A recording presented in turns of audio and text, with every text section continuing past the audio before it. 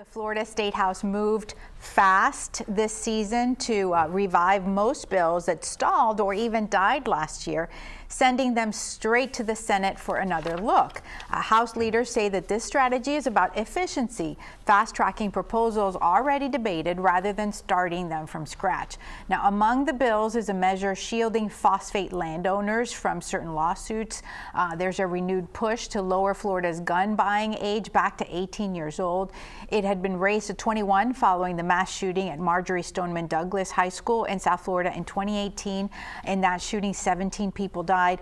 The House also advancing the bill to expand E-Verify requirements so that it's not just limited to businesses with 25 or more employees. The question now is whether the Senate will reconsider ideas it previously rejected and what this streamlined approach will mean for the rest of the session.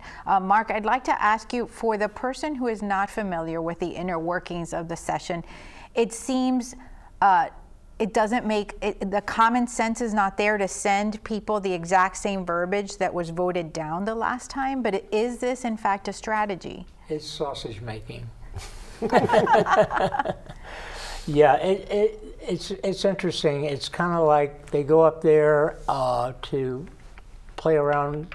The lobbyists get involved, and then they come back and they go, oh, we can't do that, and then they change it and things like that. Now, let me mention a positive one. This is one that got bipartisan support, and that's the AI Bill of Rights.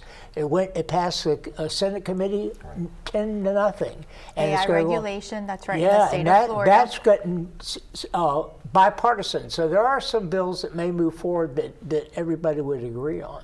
But the problem, that's going to set up a battle with the federal government and Donald Trump, who doesn't want any regulation on these things. So only at the federal level, he's saying. I mean, the feds kind of supersede the states in many ways because of the Federalist clauses and so forth. But yeah, it's a great thing to talk about. I think there should be regulation on AI because we're creating a monster here. And guys I've seen on TV like Bill Gates and them say, there should be some kind of oversight on this.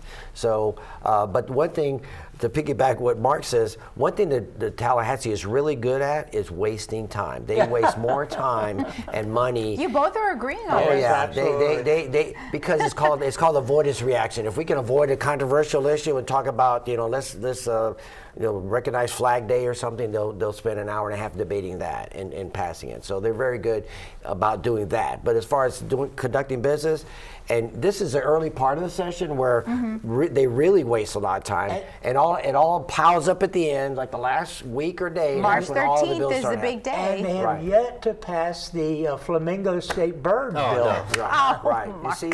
Yeah.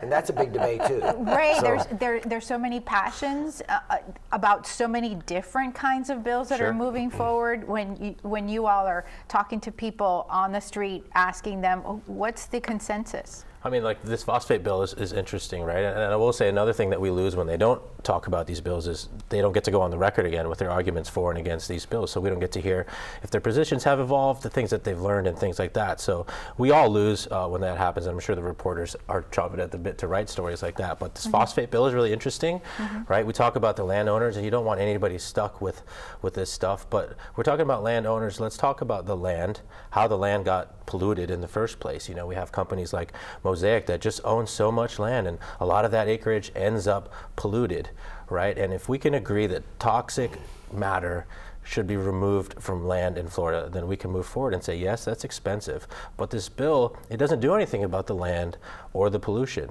This bill just basically absolves people and companies of the responsibility of cleaning it up. So I don't know. I mean, if you love the environment in Florida, I don't know that you're really happy about this one. So. Yeah.